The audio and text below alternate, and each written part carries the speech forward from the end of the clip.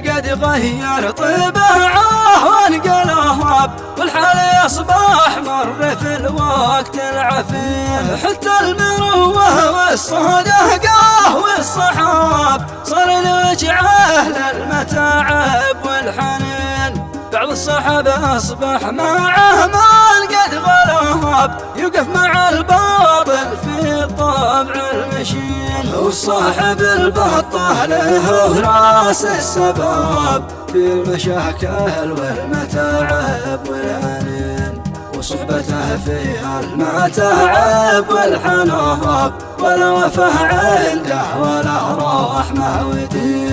والحقد أيضا والحسد أكبر ذنوب، وكم مشاكل في ذنوب الحاسدين.